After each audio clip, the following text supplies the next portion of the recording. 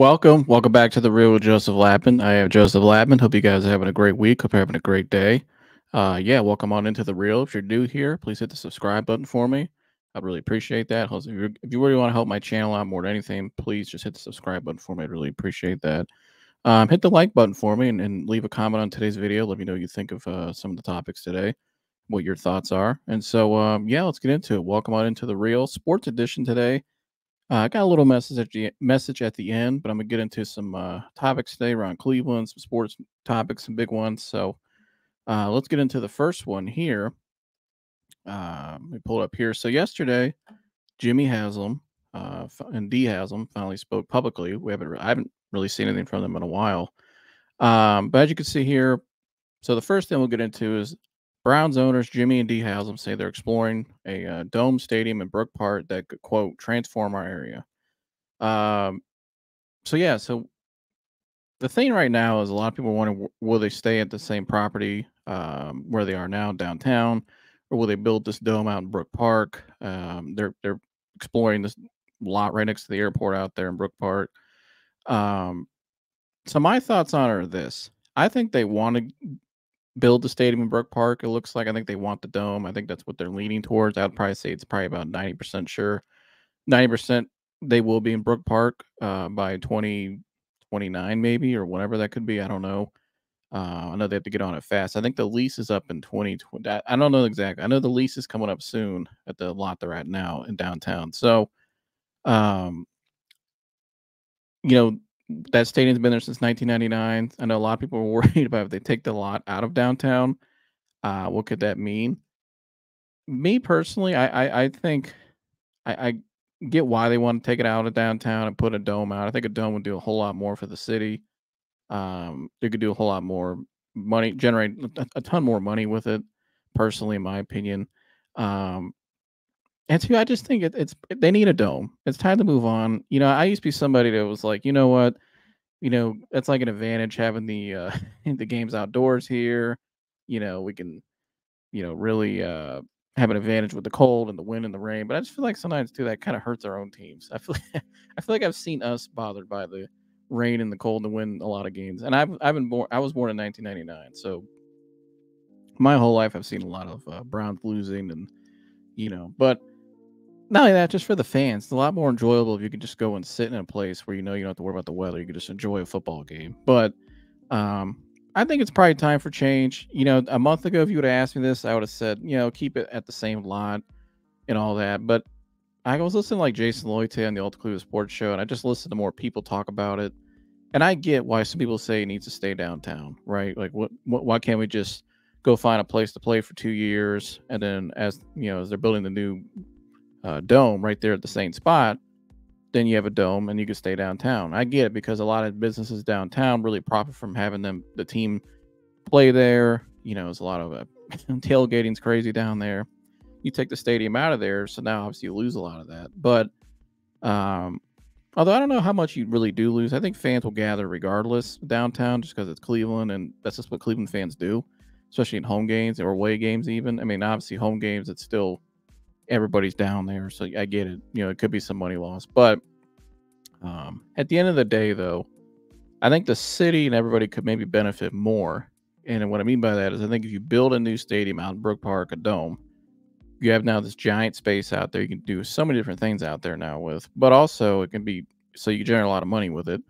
But also too, you can tear down the building downtown and you can put something else there, that lakefront. I mean, that lakefront has been kind of dormant for a while. I mean, they haven't really. You have this beautiful, architecture of buildings with the Science Center and the Rock and Roll Hall of Fame, but then outside of that, there's just really not a whole lot more going on the lakefront. I mean, it's slowly expanded more on the river side of it, but I just think they need to do a little bit more with that space out there. I mean, there's so many other cities you go that are on lakes like Chicago and other cities like that. They have things out there you can go do, but it's like tourist visits. I mean, like tourist sites, things you can go see, cool places to go and stuff like that. Things you can kind of remember. People when they come to Cleveland, they say, "Oh yeah, there's that one place out there in downtown on the lakefront. It's nice spot when it's warm out and stuff in the summer." But we don't really have anything like that right now that I could think of. I mean, you got the Good Times ride, which I like that, but outside of that, Yeah, I think if you can tear that down and maybe I know they've already talked about there's already, like, funding ready to go or something, or there's already a plan in place, maybe that it could be like some, like, bridge there or some, like, park thing there. I don't know exactly what it is. I've seen you guys may know what I'm talking about if you Google it, but so they already have kind of an idea there, which is good, but, for me, I'm kinda leaning more towards the dome. I kinda want to see something new. I think we need to just move and do something new.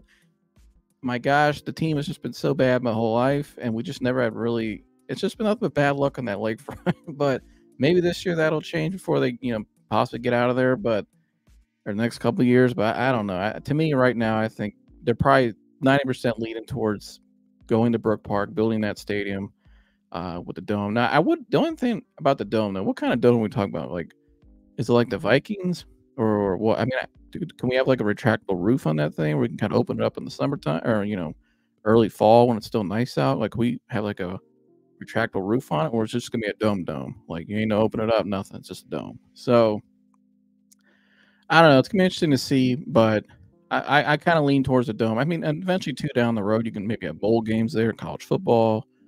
You can do all kinds of things there. Maybe, uh, obviously concerts, but there's just a lot of different things they could do now with a dome. I think too, there's a women's soccer team, I believe. They're talking about building a stadium downtown. There's a lot of things going on downtown. The Cavs announced today they're building a new practice facility, which is going to be downtown as well, looks kind of cool. It's gonna be open to the public too. So like, not like you can't go into practice, but like it's like there's like a public thing they're doing with I guess all these NBA teams are doing now. So that's gonna be cool as well. Let me see if I can pull that up real quick. Some of that Cavs new practice facility. They're already hitting the ground running on that. So the only thing with the Browns stadium though is this. Obviously, I think it's gonna take $2.5 billion. They said to build it out at Brook Park. So how can they generate that kind of money from the city? That's gonna be the challenge. If they can get half of that, it sounds like, they say they'll probably just stay where they are, but me personally, I think the Haslam's kinda wanna move it out there to Brook Park, and I think eventually I think they're just gonna try to get as much money from the public as they can. How much money can they raise? And then I think eventually they're probably just gonna maybe pay the rest. That's where I see it going. If they get about, let's say, half a million or $1 million from the public, Jimmy, knowing the return he'll get from the facility, will probably just pay out the rest, knowing he'll make it back, and probably more because that's gonna be a cash cow. So, because all the things they can host there, and the things they can do with it. So, I think that's where it's going. We'll see how the money thing works out. It's a lot of things, a lot of politics in it, a lot of things going on right now with it. But yeah, like I said, though, with the Cavs, let me pull that up here real quick. Or at least find a picture of it. So that's kind of the best I could find for now. But if you go on their Instagram too, they posted like a bunch of different pictures of what it's going to look like. So you can see here the Cavs' new practice facility. I'll put this full screen for you guys. So this will be the new practice facility down on the lakefront in downtown Cleveland. I believe this is on the riverside, I believe. Yeah. So, but still, pretty cool looking stadium there. Or not stadium, excuse me, practice facility. It looks like kind of like a stadium, but a new practice facility. I think they're gonna have like something inside of it too, where it's like some type of fan engagement thing. I don't know what it's gonna be, or maybe they'll have like open courts for like the public. Maybe I don't know, but it's gonna be a beautiful state of the art practice facility. They're not gonna be in Independence anymore, so I know they built that one in Independence only for LeBron, I believe, if I'm not mistaken, so closer to his house. But which is a nice facility out there in Independence, not bad, but guess it's time to move it downtown. So. But yeah, Dan Gilbert's paying for all this as well. Shout out to Dan Gilbert. I think Dan Gilbert's done a pretty nice job overall. I know some people don't like Dan Gilbert. I think Dan Gilbert overall as an owner has done a pretty good job. I mean, when he needed to spend money when it was time to win, he did it.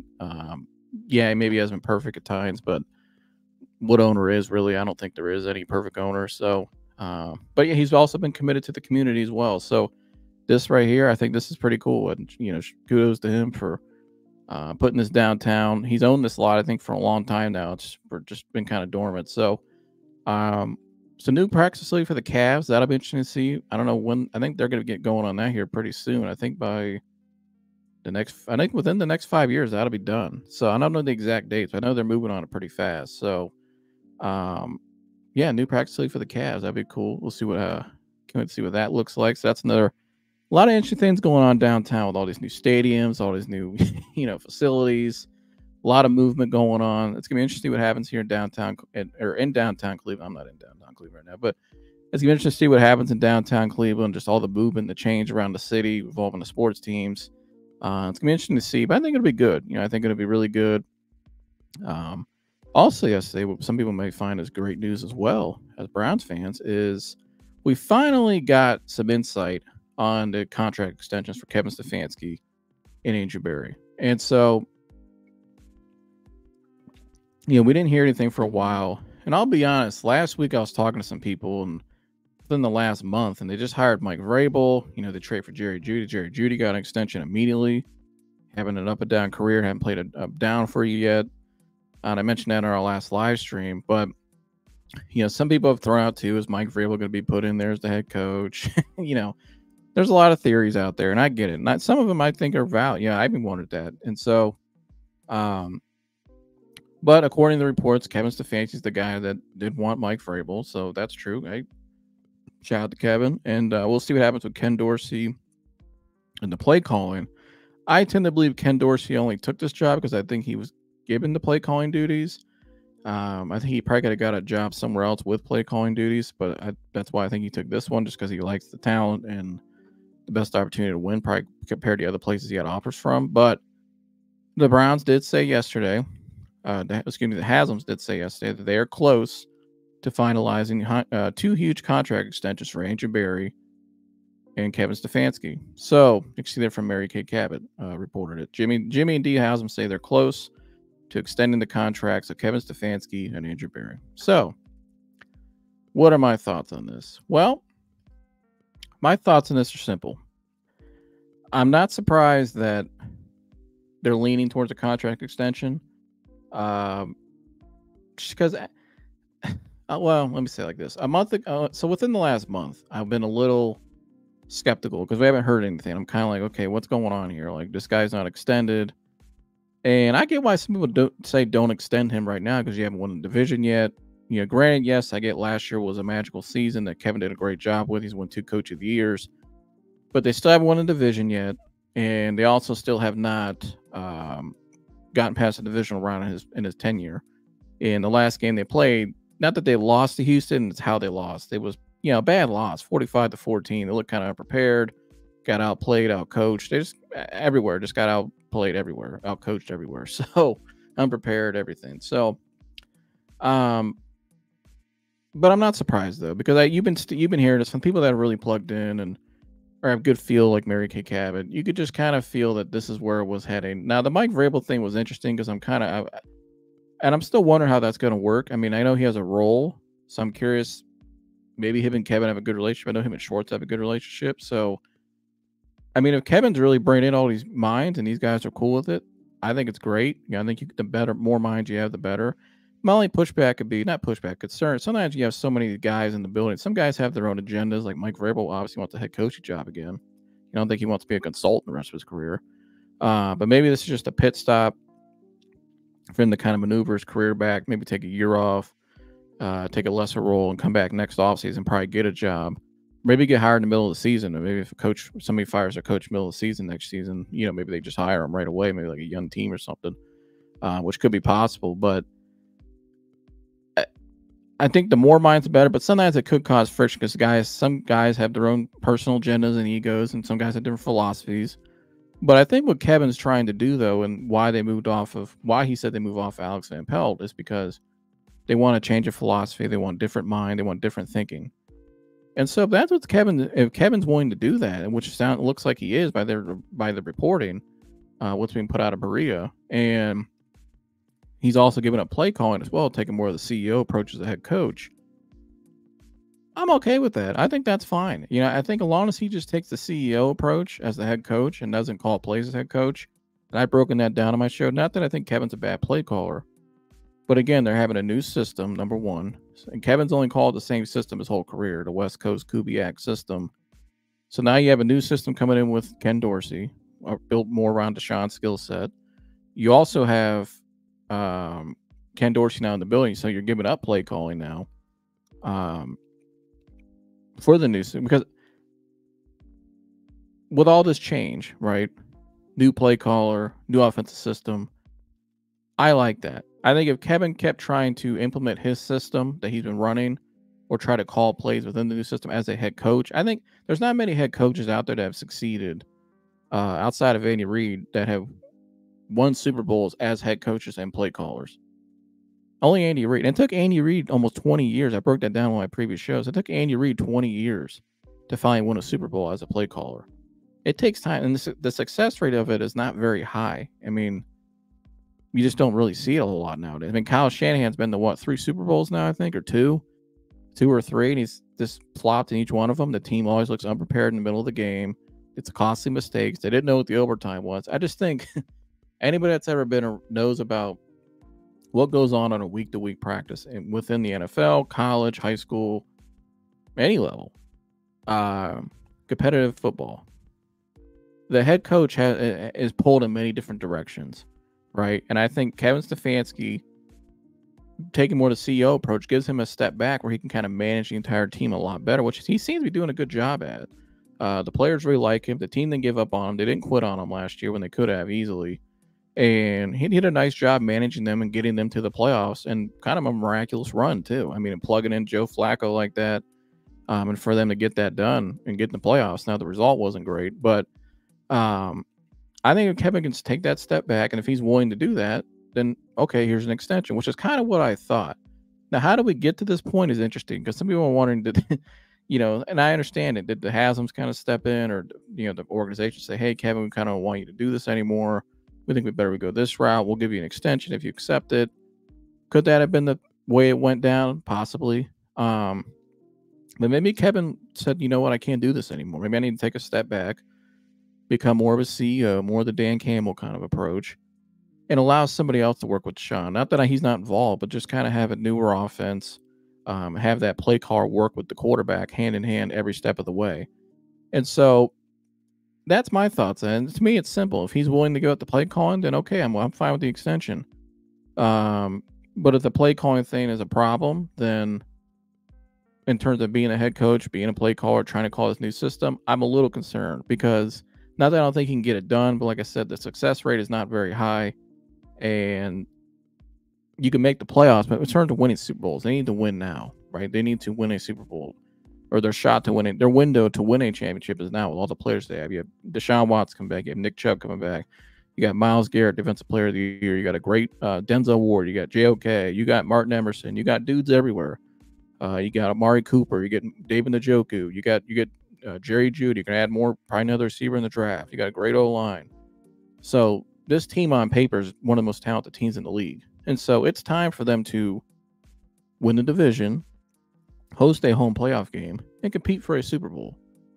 And so, but I think the best way for them to do that, I think what's best for this team right now, and just look at football in general, I think if he could take more of that CEO approach, which it looks like he will, then I think he'll get an extension. Now, some people have mentioned something today too that maybe the hold up with the extension could be, or why we don't know who the play caller is going to be, is because Kevin's maybe saying in the extension contract negotiations that, hey, I want to decide whether or not I give up play calling or not, and that could be maybe is the organization pushing him to give it up? That's the question. We don't know. We don't know what's going on behind closed doors. Anybody, they can report and put things out there that the team wants to be put out there. Team officials will tell, the reporters, hey, this is what's going on. So the reporters are just going off what they're given. We don't really know what's truly going on a lot of times. And so it's interesting to see Andrew Berry getting his extension, though. I'm not really surprised by that. They seem to really love Andrew Berry. I think Andrew Berry overall has done a pretty good job compared to most GMs in the league in this tenure. Yeah, maybe hasn't nailed the receivers in the draft or nailed every draft pick, but I think he's nailed some good ones. And I also think, too, when they needed something, when they needed a D lineman or a D-line overhaul, he went out and overhauled the whole D-line last offseason. When they needed offensive lineman his first year, when Baker was still here, he went out and got a good offensive lineman. You know what I mean? And they revamped. Anytime there was a need, he's always taking care of it. And so I think the only one they haven't hit on yet, though, is receiver. And so, and he went all in for the quarterback, too. I know some people are twisted on that. They don't like the Deshaun Watson contract because it hasn't worked yet. We haven't seen the fruits of that yet. But I think they made the right move in trying to get aggressive to get an actual franchise quarterback at that time, because I think where they were at that point in 2022, they were kind of heading towards a dead end. They were just kind of stuck. You know, I don't at that time. I think you had to move off of Baker, and so I agree. I agreed with the move, but so it's contract extensions for both of them. So I'm curious to see how long they extend them for, and what the number will be. I'm probably thinking for Kevin's probably gonna be around 8 to 10 million a year. I would think. Although I know Sean Payton got paid. He's not getting Sean Payton. I think Payton's getting paid 18 million a year. And Jim Harbaugh just signed a $16.5 million a year. So I'm kind of curious to see what the negotiating is. What that number is they're negotiating with or on. I'm sure Kevin is probably giving them one number. And, you know, I think the Browns probably want to keep it probably within that 10 to 12 range. I think it's where they want to keep it. Kevin, though, seeing Jim Harbaugh get an extension like that, or not extension, get a contract of 16, I think it was 16.5 million a year. And if I'm his agent, I'm probably going to the Browns. If I'm them, I'm probably going, hey, here's our starting point. Now, if I'm the Browns, would I give him 16.5 million a year? Probably not. I'd probably keep it down in 10 to 12 for about 3 to 4 years if it was me. But we'll see what happens. It should be coming out soon, though, according to reports, like it says right there. Getting close to the extensions being done. But I'm not surprised. I mean, you kind of knew what's coming by the way they talk about these guys publicly. But what threw me off, though, in the last month, like I said, was we just weren't hearing anything. So made me start to speculate, wonder, like, well, was there something going on? Why isn't this guy extended? They just won Coach of the Year for a second time, and you guys say you love him, and Andrew Berry, but nothing's coming out. So now they finally had something coming out. I don't know what the holdup is. I think it's more to do with the play calling thing. That's why I dove into that again. I think it could be a philosophical thing possibly going on. We'll see what happens. But and philosophical in terms of, like I said, are they telling Kevin to get rid of the play calling? That's a fair question to ask. Or is Kevin, like some of the reports saying, making these decisions about Brandon, Mike Vrabel? I'm giving up play calling to my decision. And is it Kevin the one making the choices, is what everybody's wondering. And so some people in the media is thrown out there as well, which I agree with. I think it's okay to question things. Doesn't mean anyone's bad or anyone's, not great. It's just, we don't know. So, and the holdup to me has been kind of odd as well. Like I said, with the extensions, the holdup has been a little off, the timing of it. I think it's gone on a little longer than I expected, so many others, but we'll see. But moving on now to the draft, though, for the Browns. So the Browns have the 54th pick in the draft. And just want to throw out real quick for a couple minutes, a couple of the names that I'm curious with in the draft. I think they probably have to go receiver, obviously. And the 3 names I'm focused on for receiver is this. My first choice in the draft, if I was the Browns, at where they're selecting, who could possibly be there, maybe move up a couple, 10 picks possibly, move up in the second round. Maybe late first, but probably move up. Xavier Legette will be my first choice. Wide receiver out of South Carolina. He's about 6'2", 6'3". Big guy, kind of like a DK Metcalf kind of guy, A.J. Brown kind of guy. Really fast, though. Great separation on routes. He's a really good route runner. He's just very big. He's got probably can generate a lot of yak in the league just because of his size and speed combination. Great hands. Good route runner. Has a great voice, too. He's kind of like that deep South Twain. But he's just a big body receiver. I think he's a guy that's just a freak. He's an A.J. Brown kind of guy. He's going to cause a lot of matchup problems with the size speed combination. And just really good ball player, really good. You can tell he's really good IQ out there. The way he just kind of maneuvers around with the ball coming towards him, and just separation's good. Runs great routes. Can run a lot of deep routes too. He's got impressive speed for his size. I think Xavier Legette will be my first choice if they can get him. I think there's possibly they can. Some mocks have him going there to 54. Some have him maybe going before that. So if they really like him, they probably have to trade up to get him. I would probably trade up to try to get him, to secure him. But if you can't get him, I do think the Panthers really like him too, and could possibly get him with their first pick in the second, which I wouldn't blame him. I mean, I like the guy a lot. My second choice would be Troy Franklin. I think Troy Franklin out of Oregon is a really good receiver as well. Another guy, he's about 6'1", 6'2", I believe. I think he's about 6'2". Kind of skinnier than Xavier Legette, not as big, like size-wise, but still a great player. Can really run routes really well. Separation is great. I watched him for the first time this year when they played Colorado. He really just jumped out on the screen to me. Just his frame. He's very tall and long, and he just gets open really well. He's fast, really fast. Great separation, great hands. I think he'd be another great choice for them, possibly in that second round. I think he could possibly fall to them there. Another guy who I like out of my three guys I'm naming that I like is Keon Coleman. Now, Keon Coleman's an interesting case because he didn't run the 40 well at the combine, although he has ran 4.4 in the past. And I think Keon Coleman's a really good player. He's a bigger guy, again, 6'3", 6'4" guy, who has probably the best hands out of all three of these guys. He has probably the most acrobatic catches out of anybody in college football, possibly. But another guy, great route runner, could really get open. And I know sometimes people question the speed and the separation consistently. I think he'll be fine. I think he's a pretty good enough player. I think he'll be he's just so physically imposing. I think he's a little faster than when he ran at the combine. I think he just probably had a bad day. But when you watch the tape, though, I think he's a dominant player is what he is. He's a really dominant player. I think he can really find a good role with the right team in the league. And I think the Browns could possibly benefit from him falling because if he does fall, because it could be a good pickup for him. He possibly get a first round guy. I know some people think he's the third best receiver in the draft. I've heard that. So I like him out of Florida State a lot. Those would be my three: Leggett, Franklin, and Coleman. So I'm going more of the bigger receiver than big outside guy, number one guy. I think that's what we need. I think I don't think we need an inside guy. I think we need a true number one outside receiver, a big body guy who you can do multiple things with, who's just a matchup nightmare for teams. And so that's where I would go with that. If it were me, those would be my three choices in the draft with 54. So that's my take on the Browns. What's going on with the extensions, the draft, the stadiums. Now, when I come back, I'm going to take a quick break for a second. I got a quick message for you guys, and we'll get up out of here. Go. Because people put labels on you, so sometimes people believe them.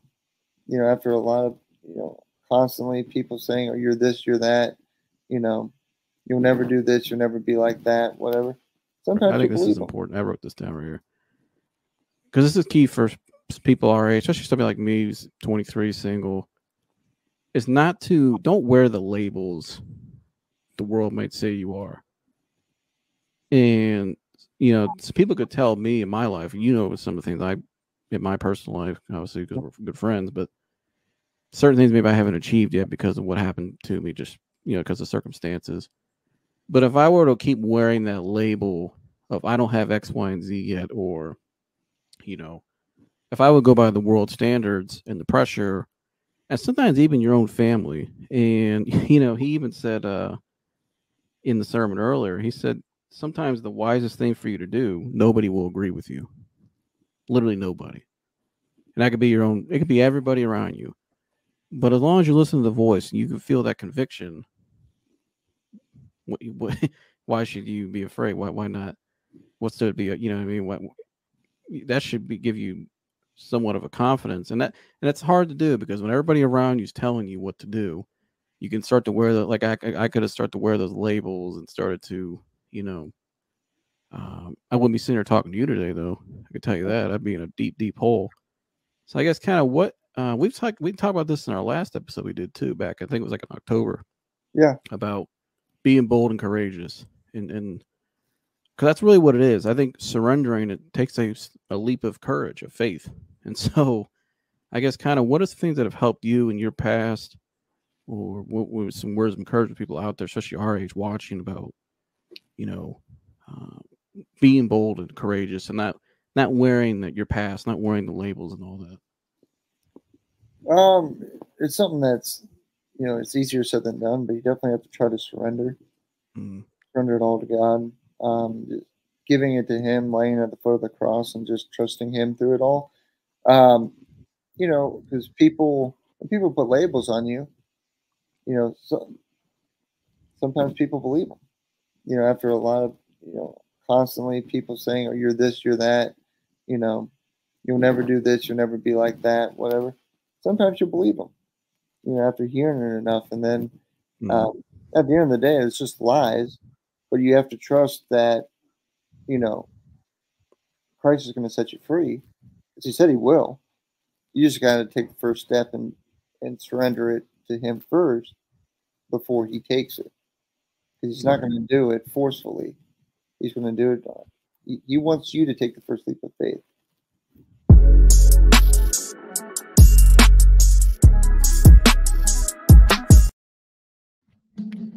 All right, welcome back. Quick little message here to close out, and then we'll get up out of here. But yesterday on my Facebook, I posted something that said, "When things seem to be the hardest, it's actually when you're the closest." I'll repeat that again. When things seem to be the hardest is when you're actually the closest. What does that mean to me? And what I've experienced in my life, thinking about that message, is this: that oftentimes when life starts to get hard on you, for instance, for me, for my anxiety disorder that I had for years, and even now, still get back in the reality of normalcy again for me, getting out of my agoraphobia, and it's been challenging at times. Even like recently now, I'm going through another hurdle in my journey and overcoming something, and um, just getting pushing more, getting out more. It feels uncomfortable at times. Sometimes things seem harder, but the harder things get is usually when you're about to turn the corner, is when you're about to really take the next step and leap in your journey to something greater. And so that's what that means to me. And, I think that's very important. Remember that. I think sometimes when things start to get harder, we start to think, oh, gee, we're going backwards. That we're not, we haven't changed, that we're not, all the progress and growth we've done in the last year, whatever, how much time it's been for you, that none of it meant anything, and that you're going backwards, you're stuck, you're this, you start labeling ourselves. We start labeling ourselves a lot of times, and we say this is how my life's going to be forever, right? But that's furthest from the truth. And I've learned that in my life, and I'm experiencing that. I get reminded of that even now recently. Times get hard. Like 5 days where things seem really hard. I start to really question and wonder, like, gee, how am I going to get through this? I just remember I've always made it through it, number one. But also, number two, God is always, when God allows something, it's because he's elevating you to something greater. When he allows things to get hard, it's because he's moving you. He's getting ready to move you. He's trying to grow you up more. He's trying to mature you more. He's trying to build you up more. And so that's what that meant to me. That's what that means to me, rather. That's what I meant to say. That's what that means to me. And so remember that when things are starting to get harder, life gets harder on you, you're actually getting closer to where you truly want to be. And if we're just willing to hang in there, have good support around you, be communicative, don't hold things in, write things out, talk to people, have good people around you, pray, um, really just kind of slow down and take it one step, one day at a time, and do things you enjoy. And I think sometimes we as people, we take things in life too seriously. I think the more we take things less seriously, just kind of focus at life just in a simple way, that things really are just simple.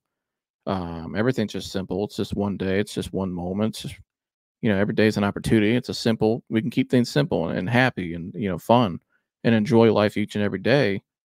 You have that more of that mindset, that optimist mindset, and you get through things easier. Then you'll start to realize too that, gee, yeah, it does feel a little harder, but also, I'm actually growing as a person. I'm actually like, like for me, like for my anxiety, there's a lot of days where I would have bad anxiety in the past, in my past years, and I would just stay in the house. I wouldn't try to go do things. I would avoid things.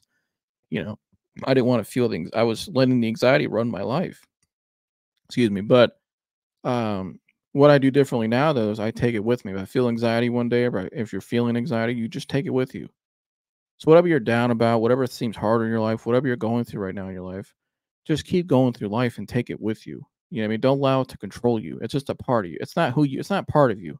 It's just something a part in your life right now. Just going that eventually will pass. And God works all things together for good. So remember, this too shall pass. Remember, tell that to yourself. I tell that myself all the time. This too shall pass. It's a small thing. And you're never alone. I think that's another thing we need to remember too, is we're never alone. There's people around you right now, literally around you, that are going through the exact same things, or have their own battles they're going through. You have people you can reach out to, you can talk to, open up to people. You're not alone. You're not alone at all. I was never alone. Sometimes I feel like that sometimes. I have some days I remind myself, hey, Joseph, you're not alone. You know that. We're never alone. God is always with us, number one. But also, number two, there's people around you that are going through it. And number three, you just open up to don't hold things in, let it out. Open up to the people around you. Grow closer in your community. Have closer relationships with people, more open relationships. Grow more in your relationships. Make them.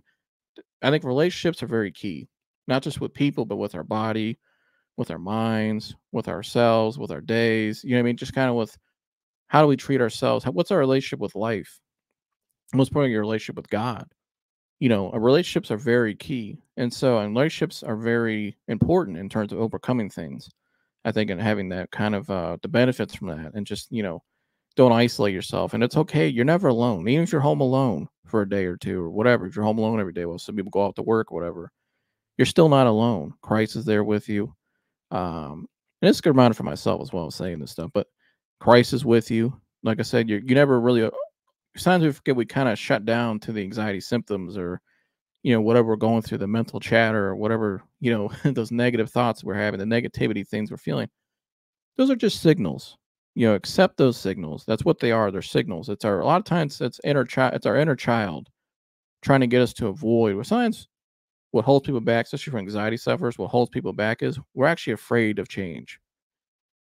Even if it's something we really want, even if the change is for something we really want and love, what we desire, we're still afraid. There's still hesitancy there because we've been so conditioned a lot of times, and so um, comfortable and we've been comfortable in our own kind of misery. Been comfortable in our own, ways that just hold us back and just keep us stuck. We're just comfortable in that because we feel it's kept us safe and kept us alive to this point.